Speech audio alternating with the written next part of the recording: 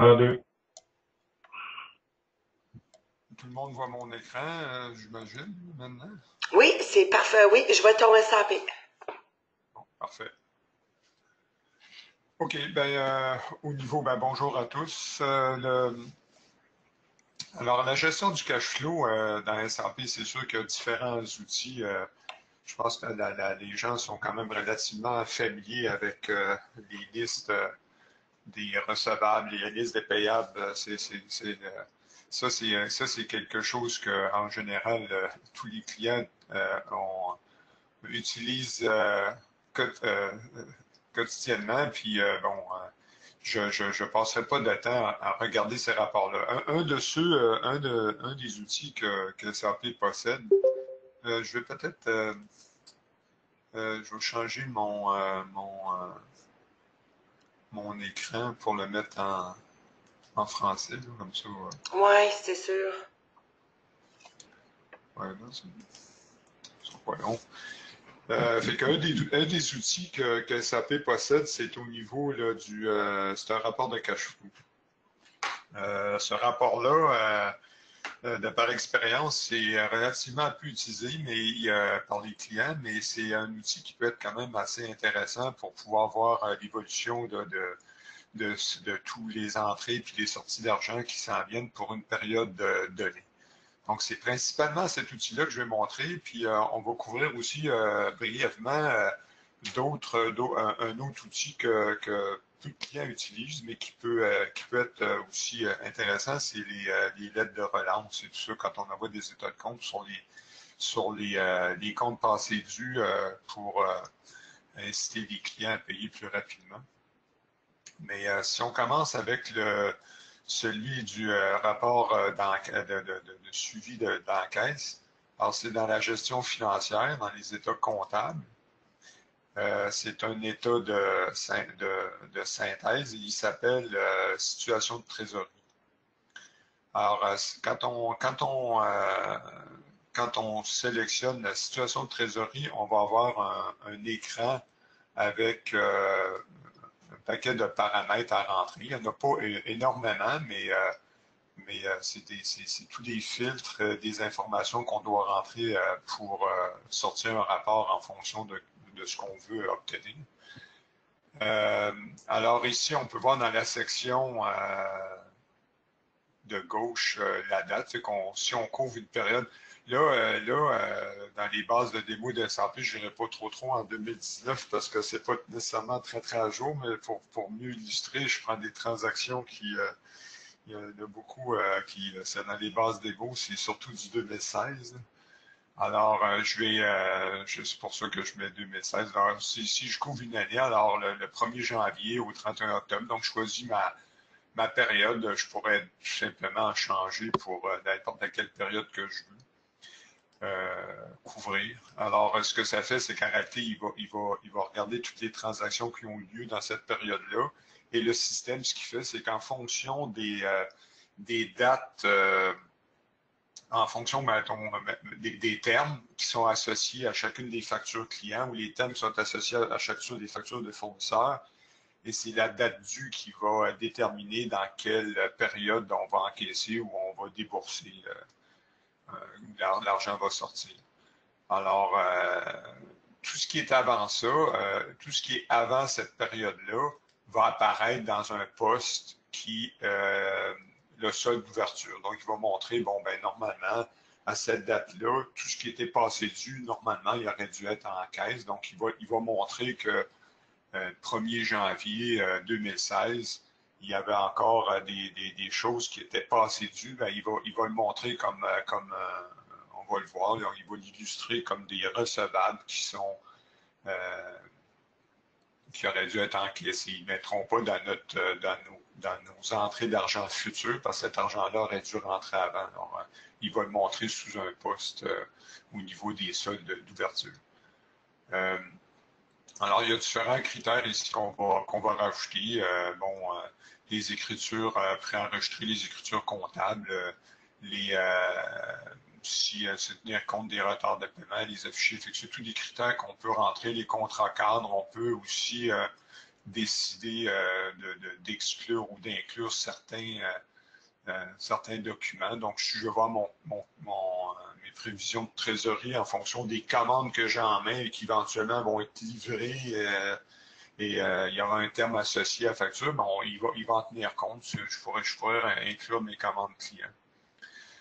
C'est sûr qu'on va le voir plus tard, mais c'est sûr que le niveau de certitude au niveau de l'entrée d'argent, ben, plus on va dans l'incertitude, ben, plus il va le mettre dans la section appropriée. Là, on va le voir là, comment est-ce que le rapport sort.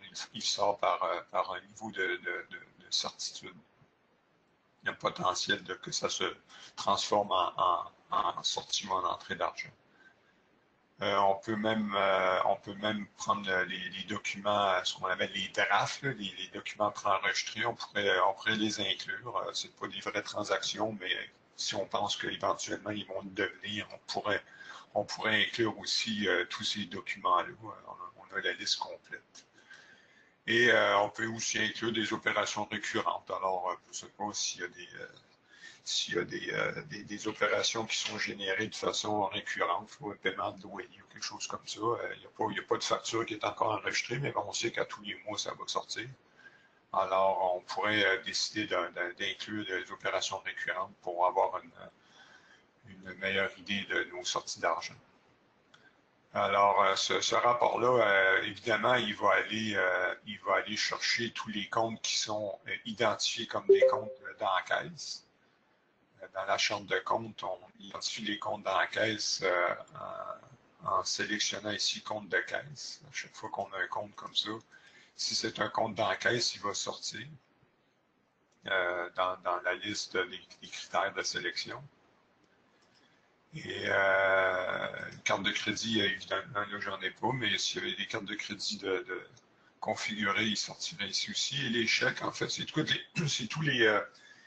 il tient compte aussi des encaissements qu'on a fait, des chèques qu'on a préparés, mais que le dépôt n'a pas été fait encore dans le compte de banque. Donc, c'est tous les comptes les comptes de transition quand on prépare nos dépôts de clients. Mais s'il reste des choses encore non encaissées là-dedans, il va en tenir compte.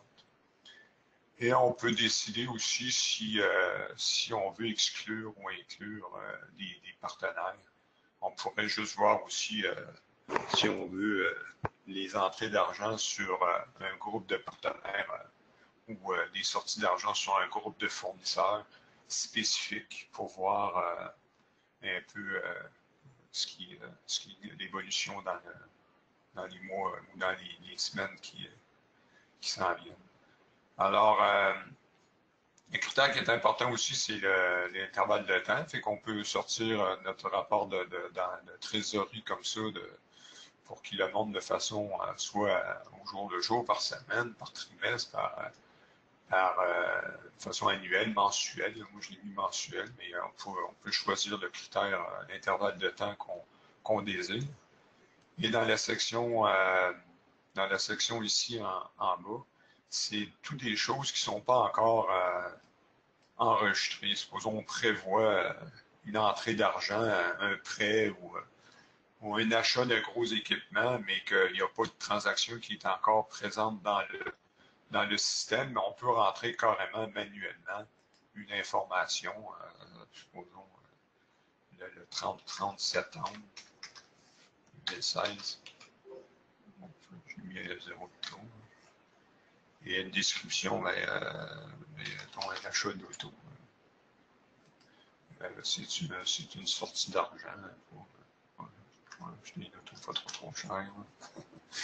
Et puis ici, la catégorie, mais c'est ce qu'on va voir. Les catégories, c'est ça, c'est ça détermine un peu dans quel niveau de certitude que ça va se retrouver. Donc on va on va dire que c'est au niveau payable au niveau des fournisseurs seulement une fois. Fait que quand on va sortir clic OK, on va voir le rapport à quoi il ressemble. Alors ici, ce qui va nous donner comme information. Ah oui, je vais revenir en arrière. Une chose qui est importante souligner ici, c'est que le solde d'ouverture qu'on va voir, c'est soit qu'on le met à la main, on peut tout décider de rentrer le solde à la main. tape le solde d'ouverture à la main, on sait c'est quoi notre enquête, tout ça. Mais donc, moi, ce que je préfère, c'est que le système, il va calculer lui-même son solde de tout ce qu'il y a comme transaction, tout ce qu'il y a encore dans son compte de banque en date du 1er janvier 2016. Donc, si je clique OK, il va faire le calcul. Donc ici, si je vois, j'ai vraiment toutes les entrées puis les sorties de fonds et le solde que je vais avoir à la fin de chacune, là, je les fais à chaque mois. Donc, de janvier à octobre, ben, j'ai mon évolution de ma trésorerie. Et ici, quand on voit ici caisse, crédit, chèque, dette client, tout ça, ben, c'est vraiment là qu'on voit, je suis obligé de mettre prévision client, mais prévision client, ça va aller chercher vraiment tout ce qu'il y a. Là, je pense pas que ça va changer grand-chose dans ça, ben, j'en ai pas rentré, mais on peut aller chercher des niveaux d'incertitude plus, c'est notre niveau de réalisation, de certitude que ça se transforme ou ça sort en encaisse ici. Plus on s'en va vers du cash-cash, mais plus notre niveau de certitude est élevé. Alors, si on voit ici, on les voit ici, les prévisions client, dette fournisseur et tout ça, plus on descend, plus la probabilité que ça se transforme en cash diminue. Alors ce rapport-là, si on veut voir, bon ben, ici on va voir notre balance d'ouverture. Notre balance d'ouverture, comme je disais, ben, c'est toutes les choses qui sont encore en suspens, puis que c'est pas des transactions qui vont se réaliser pendant cette période de temps-là. Donc, on va voir la dette de client, fait que théoriquement, 73 507, c'est de l'argent qui aurait dû rentrer avant le 1er janvier 2016. Il en tient compte dans son solde d'ouverture. Et après ça, ben, chacune des transactions, ben, on peut l'exploser. Chacun des mois, on peut l'exploser, puis voir ici ce qui rentre puis ce qui sort comme argent. Alors ici, quand on tombe, mettons, la semaine ici, c'est le 29 février, on peut aller jusqu'au niveau de la transaction, le niveau transactionnel pour voir, bon, ben, j'ai un crédit ici, c'est un paiement qui va sortir, ben, je vais pouvoir voir directement à la source. C'est un décaissement qui a eu lieu. C'est sûr que je reviens un petit peu en arrière. Moi, les transactions qui ont eu lieu, c'est du 2016. On verrait ici toutes les créances, toutes les fournisseurs, mettons, les dettes de clients, les créances, tout ce qui devrait être encaissé. Fait qu'ici, j'ai un 29 000, ben, je pourrais aller voir dans le compte rapidement pour savoir, bon, ben, 29 000 là, il aurait dû rentrer avant le 1er janvier, je peux l'appeler, mais on va voir ici tout le détail des transactions au niveau de notre trésorerie, de façon, en fonction de l'intervalle de temps qu'on aura choisi. Donc ça, au niveau de la gestion du cash flow, c'est l'outil principal que SAP a bâti pour pouvoir suivre l'évolution de nos entrées et nos sorties d'argent. Ça donne un bon portrait là, sur tout le cash flow. Est-ce qu'il est trop tôt pour poser une question? Non, c'est ça, c'était ma prochaine. C'est ça, s'il y en a qui ont des questions. Moi, j'en ai une, c'est Richard Cabanan, Joker. Oui. Tantôt, tu as mentionné que les entrées de fonds au niveau des clients, c'est basé sur les termes de crédit, c'est bien ça? Oui, exact, c'est ça. Est-ce qu'il est possible d'utiliser, pas les termes de crédit, mais le vrai historique de paiement, ou d'ajouter une variable, parce que les clients ne payent pas toujours selon les termes. Il y en a certains que c'est toujours une semaine ou 2 semaines plus tard, d'autres c'est variable. Est-ce qu'il y a moyen d'ajouter cette information-là dans le prévisionnel? Ben, on peut pas. En réalité, ce qu'on va faire, c'est qu'ici, on va tenir compte des retards de paiement et tout ça. Ça va toujours. C'est la seule chose qui va pouvoir permettre de faire. C'est basé sur quoi, ça, le retard de paiement? C'est-tu une moyenne? Comment se fait le calcul? Ben, il va toujours aller chercher en fonction des termes, comment est-ce qu'on aura déterminé les termes. Fait que quand on va dans les termes, euh, si je m'en vais dans les termes de client,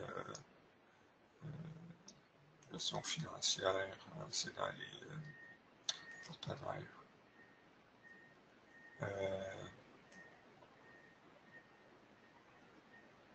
Non, je suis en français, les conditions de paiement. Ici, on a des jours de tolérance et tout ça. Fait que ça, c'est sûr que si on en tient compte, si on rentre des jours de tolérance et tout ça, il va tenir compte de ces calculs-là dans sa somme. Mais on peut pas jouer avec les paramètres autant qu'on veut. OK, fait qu'on ne pourrait pas dire au système, par exemple, calcule-moi le vrai nombre de jours, disons, basé sur les Non, 5-6 derniers mois, puis utilise ça comme indice pour calculer quand son prochain paiement va rentrer. non, c'est ça. Non, il va vraiment utiliser tout ce qui aura été défini au niveau des termes et tout ça. Il y a pas de, on peut pas rentrer d'autres paramètres comme ça de façon directe. OK, merci. Ça répond à la question. Je pense que j'avais rentré un paiement de voiture ici, je ne sais pas ce qui est pareil. Je ne sais plus quand est-ce que je l'avais fait. Ah, oui.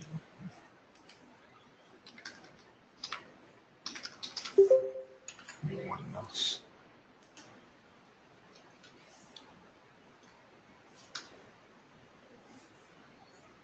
En septembre. Ah, il est en...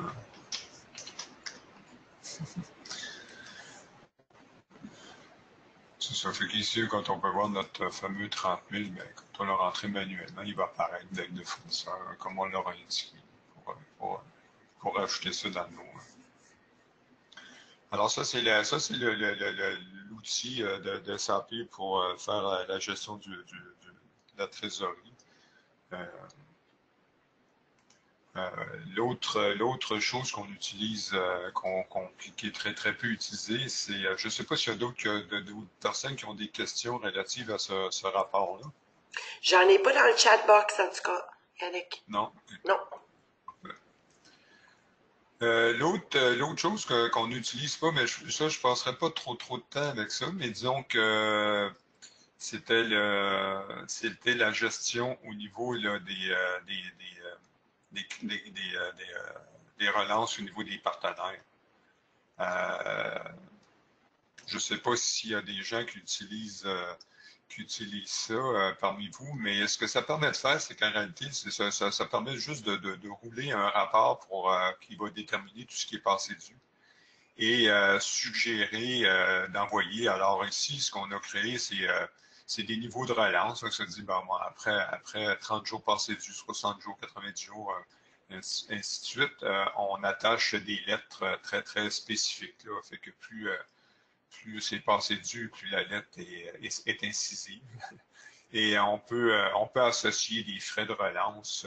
On peut décider, bon, ben, sors-moi pas le rapport si le client me doit 10 piastres, là, je veux pas que ça sorte même si c'est passé dû, des choses comme ça. On peut me permettre le système de calculer des intérêts. Peut-être pas les 30 premiers jours dans ce cas-ci, mais après ça, on veut que le système montre qu'il y a des intérêts qui peuvent être comptabilisés. Fait que c'est des choses qui peuvent aider aussi dans la gestion au niveau là, des clients. Alors, c'est pas ici, c'est les conditions de relance. Alors ici, quand on doit déterminer les conditions de relance, ben on peut spécifier, au niveau de chacun de nos niveaux de relance. Si on calcule des intérêts, tout ça, on peut décider de comptabiliser les intérêts ou pas de faire l'écriture, mais juste de le montrer sur l'état de compte. Fait qu'il y a différents critères qui permettent de pouvoir envoyer un état de compte à des clients qui s'est passé dû et puis montrer qu'il peut y avoir des intérêts ou des frais reliés à ce retard-là. Alors, quand on rentre après ça, nos, nos les, le lettrage, c'est ça. Je liste de campagne, mon Dieu, je suis en français. Études historiques, les lettres de relance, lettrage.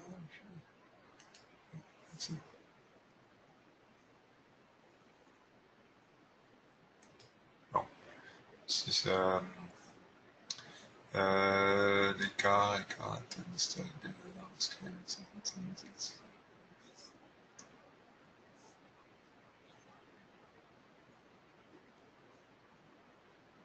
bon, je trouve pas la version.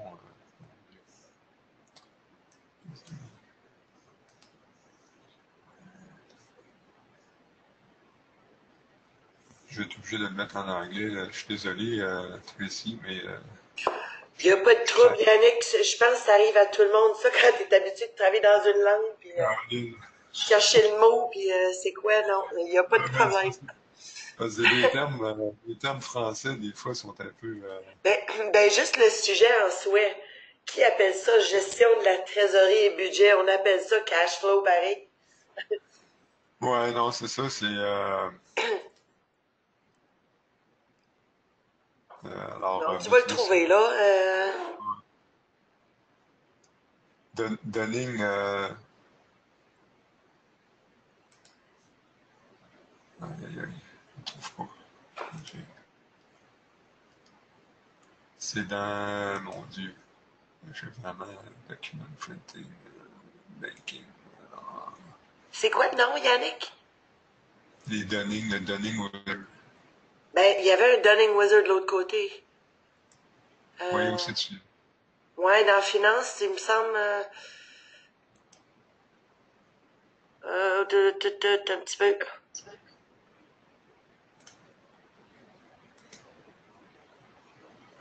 Ben voyons. On peut-tu, y a-tu une place juste recherche, puis tu pourrais faire Dunning, puis nous le dirais? Ouais, c'est juste, moi, j'ai pas la version. OK. Mon Dieu, là, j'ai vraiment une...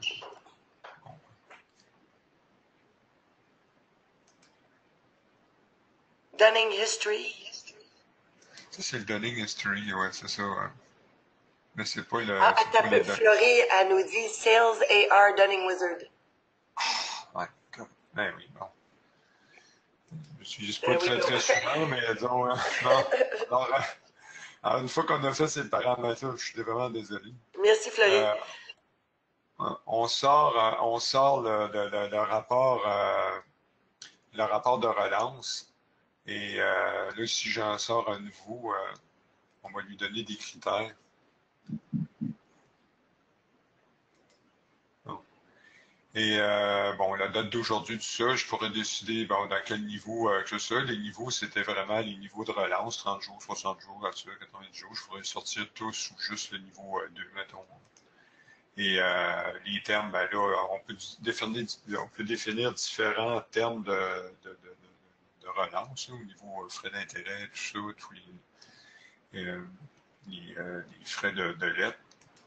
Moi, j'en ai juste un ici. Alors, si on lance le standard, on rajoute tous les clients, puis on va voir que finalement, ça va sortir une suggestion. Je dois avoir, ouais, c'est ça, j'étais un petit peu trop vite. Oui, il y a comme un délai. Alors, il me sort ici que Maxitech, bon, ben, il est passé dû, il a une calcul des intérêts, tout ça, et puis je suis pas, si je regarde au niveau de la lettre, ben, il va envoyer une lettre telle quelle. Bon, ben, ça ici, elle n'est pas très, très, ça c'est la lettre standard de SAP, mais il va envoyer tout simplement l'état de compte avec une notice et des instructions. S'il y a des intérêts, ben à ce moment-là, il va rajouter aussi les intérêts qui auront été calculés en fonction de ce qui a passé dû. Ici, il a calculé les niveaux d'intérêt. Alors, si je ne sais pas si j'ai un... Non, j'en ai pas d'autre layout que celui-là. C'est pas le plus sexy, là, mais...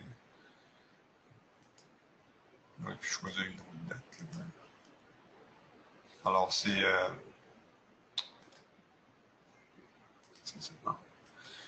Alors ça, c'est l'autre outil. Ça, c'est l'autre outil qui va être utilisé pour c'est pas énormément utilisé par les clients, mais quelques-uns l'utilisent pour pouvoir mettre un peu de pression sur ceux-ci sur leurs clients pour pouvoir encaisser plus rapidement. Alors, je sais pas, fait que quand on se rend à la fin, ben, on peut décider de rouler le wizard, puis ce que ça va faire, tout simplement, c'est sûr qu'on les imprime, nos lettres, ou on les envoie par email.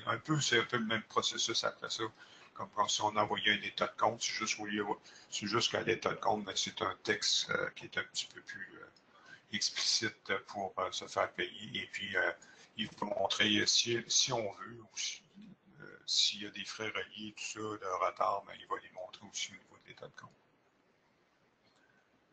Alors, je ne sais pas s'il y a des questions relatives à ce rapport-là. J'en ai pas dans le chat. Bon. OK, parfait. Fait qu'on va continuer avec le budget, au niveau budget. Alors, dans SAP, c'est important au niveau du système. Je vais me remettre en français. Je vais essayer de pas...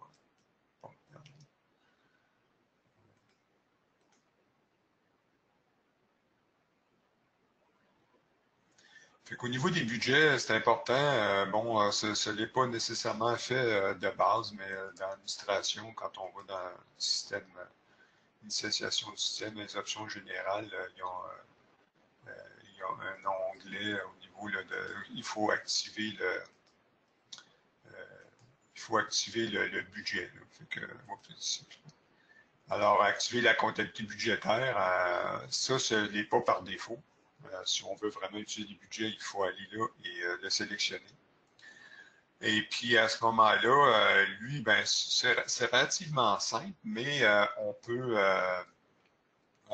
peut être utilisé aussi pour contrôler certains niveaux de dépenses si on dépasse en fonction du budget qu'on aura mis.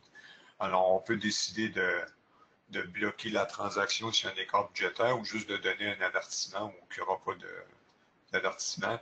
Et on peut le faire au niveau du budget annuel ou au niveau du budget mensuel sur les documents qui sont listés ici, là, au niveau des achats, des achats, des factures fournisseurs et tout ça. Alors, le système va tout simplement émettre un pop-up pour dire « Oups, vous avez dépassé votre budget. » Alors, ça permet d'avoir un certain contrôle au niveau des dépenses. Après ça, le budget, ben, c'est dans le module finance, dans la comptabilité budgétaire. Ici, ce que ça fait, c'est il faut au départ, il y a 3 étapes. Il faut déterminer un scénario de budget. Alors, on peut créer pour une année financière quelconque. Je vais dans mon... ce que j'en ai. Je vais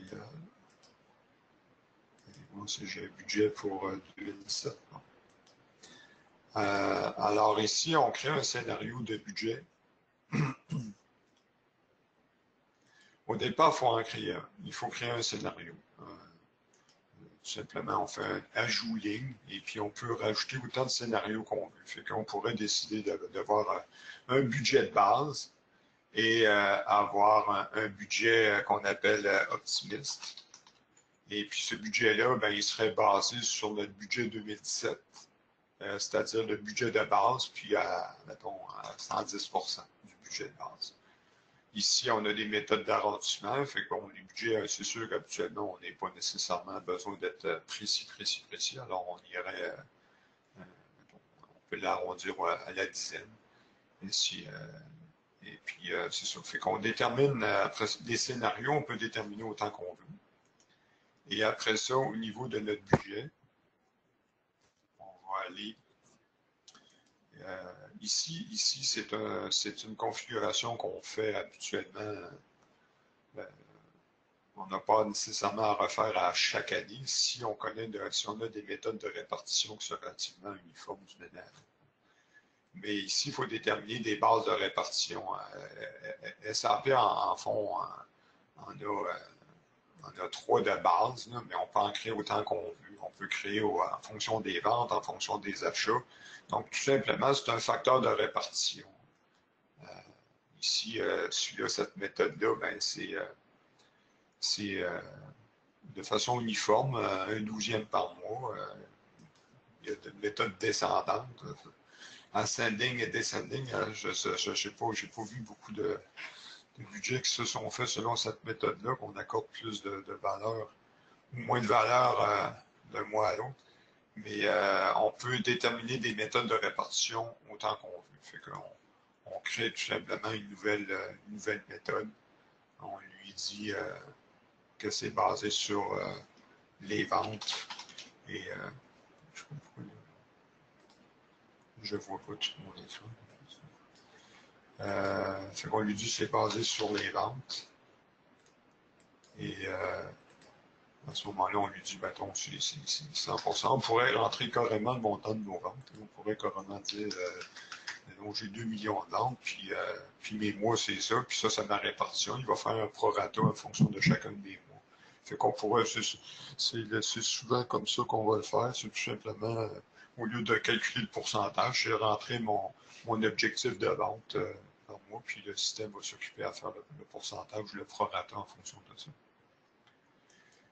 Une fois qu'on a notre budget, une fois qu'on a notre méthode de répartition, ben là, ici, on décide de quel budget qu'on veut travailler. Alors, si on travaille sur notre budget 2017, on peut décider de travailler sur une section, sur toutes les sections à la fois. Et on rentre nos montants de budget de façon individuelle, poste par poste. Notre budget annuel. Et on choisit sur quelle façon cette répartition-là va se faire. Alors, 6,5 millions va se répartir selon les ventes. Ceux-là sont uniformes, fait que c'est ma méthode égale. On peut décider aussi de définir manuellement. Tout simplement, ça va être quoi notre répartition. Et quand on va le sélectionner manuellement, il va nous demander c'est quoi il faut le rentrer à la mitaine à ce moment-là, notre répartition ensuite. Alors, c'est ça, à ce niveau-là, c'est quand même relativement flexible. L'autre chose qu'on peut faire aussi, c'est qu'ici, mettons, j'ai 6,5 millions de ventes. Mon coût des ventes ici, il est basé sur mon 6,5 millions de ventes. Fait que je ne suis pas obligé de rentrer un montant. Je pourrais décider de dire, bon, ben, il est basé sur mes ventes, mon 6,5 millions de ventes, puis mon coût des ventes, ben, il représente 65% de mes ventes pour qu'il me calcule mon montant. Fait qu'à ce moment-là, je suis obligé de le rentrer à la main. Je peux décider que ce montant-là est basé sur lui. Si je change ce montant-là, ben, automatiquement, il va changer mon coût des ventes. C'est une façon de sauver un peu de temps, de le rentrer à la main, basé sur un critère comme ça de pourcentage. Si je le mets à jour,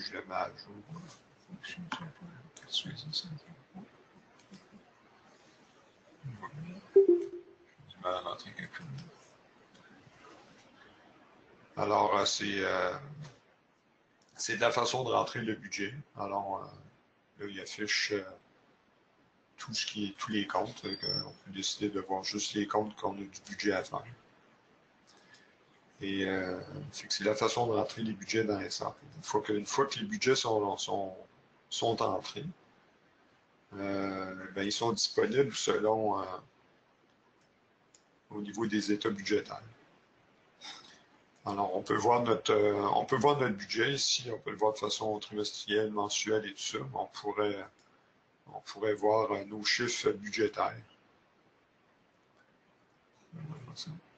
Au niveau là, de tout ce qui a été budgété. Alors ici, on voit tous les montants qui ont été budgétés. Et on pourrait aussi décider de choisir, je vais montrer ensuite, ça va peut-être être plus significatif. Fait qu'on peut voir ici pour chacun de nos mois le budget qu'on aura fait. Voilà. Chacun de nos dépenses qui a été budgété du 1er janvier au 31 décembre.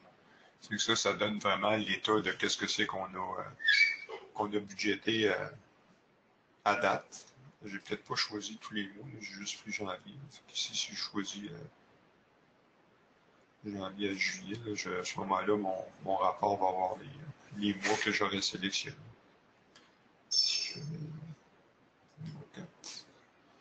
Et fait que là, je vois mon janvier, ce que j'ai budgété, où je suis rendu, puis ainsi de suite, tous les mois, février, mars, avril, mai, juin, tous les mois. Fait que je vais vraiment avoir un rapport global sur tout ce que j'ai budgété et il va être comparé avec les chiffres que j'ai réels actuellement. Alors, c'est pas c'est un état avec tous les postes budgétaires. Ici, on peut après ça faire l'état budgétaire, mais comme n'importe quel autre rapport. Ici, j'ai mon bilan. Fait que le bilan, il va me faire en date que j'ai demandé. Je vais prendre une date. Je vais prendre 2016. Là.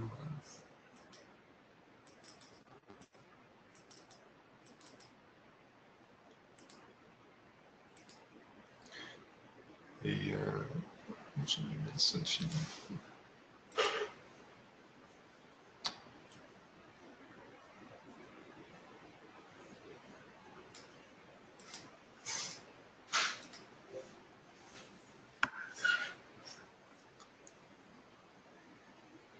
Qu'est-ce que c'est que je me demande?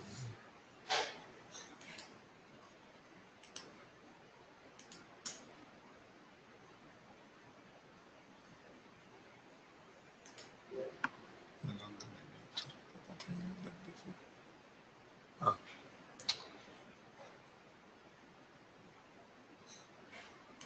J'ai un problème avec mon affichage. Je vois pas ma date de début.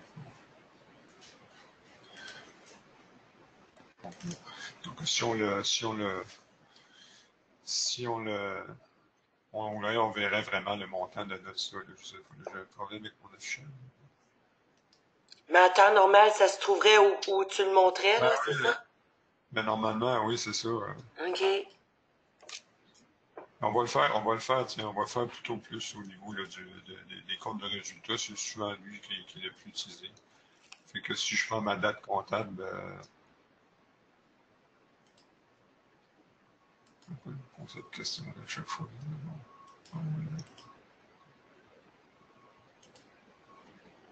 Je pense pas qu'il va me sortir grand-chose de 2019.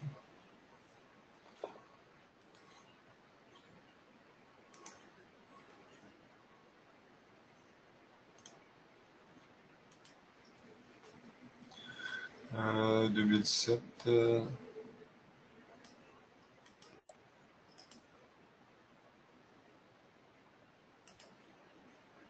Pourquoi il me pose cette question-là?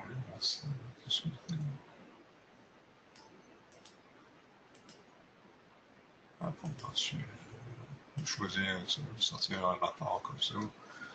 Fait qu'il va me montrer vraiment à chaque fois où est-ce que je suis rendu dans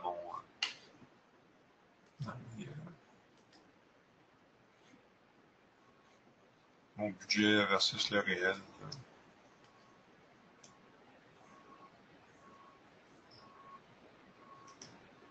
C'est quoi mon année ici, 2017 portable? Qu'est-ce que ça fait? Ok, je vais pas choisir ça.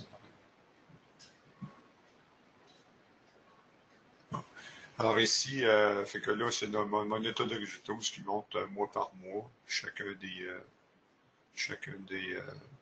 des postes au niveau des résultats, mon budget avec mon réel, puis mon écart. Fait que c'est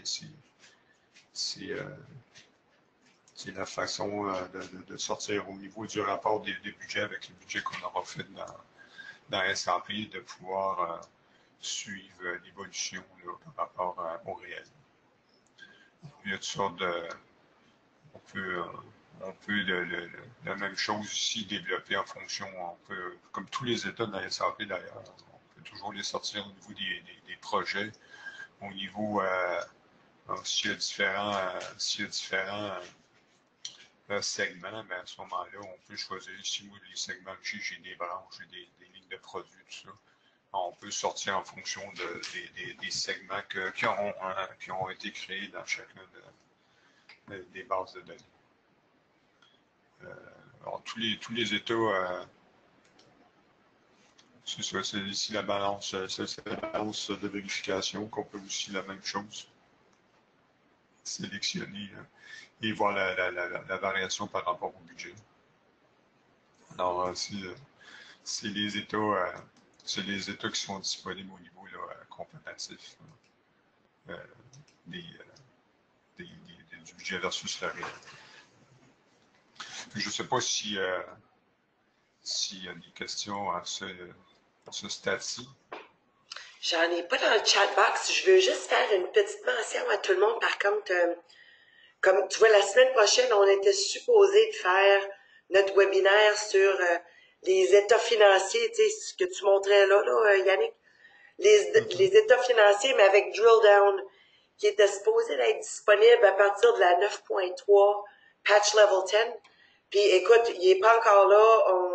On a creusé, hein, Yannick. J'ai demandé à quasiment tous les consultants comptables d'aller voir. Fait que la semaine prochaine, ça va changer, mais c'est quelque chose que j'ai hâte qu'il soit disponible parce que je pense que ça va être le fun que les gens soient capables de sortir ça. C'est Yannick qui va sortir ça, sûrement. Là. Mais il y a pas de question pour Yannick? Pour les budgets et trésorerie? Juste à titre d'information aussi, souvent les budgets, ils sont souvent travaillés sur des fichiers Excel et tout ça. Ça, c'est la plupart du temps, c'est ce qu'on voit, c'est travailler sur Excel, mais il y a un avantage quand même à les rentrer dans SAP. Si vos états financiers sont faits quand même dans SAP, de rentrer comme une version finale quand même dans SAP, de pouvoir voir les comparatifs et de pouvoir après ça mettre des alertes puis faire soit des requêtes et tout ça pour mieux contrôler le niveau de dépense si on veut avoir un niveau de contrôle plus serré. Ouais, c'est intéressant ça. So, si vous n'avez pas de questions, est-ce que tu avais autre chose, Yannick? Tout est bon? Oh, attends un petit peu, j'en ai une. Est-ce que les budgets peuvent être... Oups, un peu. Ah oui, uploader, oui, c'est ça. À partir d'Excel dans SAP. Oui, c'est des gabarits là, Excel qu'il faut remplir, mais oui, il n'y a pas de problème. C'est sûr qu'il faut le mettre dans un format Excel où on pourra à ce moment-là l'entrer directement avec l'outil le DTW. Là, on peut uploader les budgets directement sans l'entrée le compte par compte. On peut carrément, si la répartition est déjà faite sur les 12 mois et tout ça, puis qu'on ne veut pas que le système utilise la répartition qu'on aura configurée, à ce moment-là, ça devient toutes des répartitions qui sont dites manuelles. Et on peut aussi uploader toute l'information mois par mois au niveau là, du budget. Ça se fait. Ouais.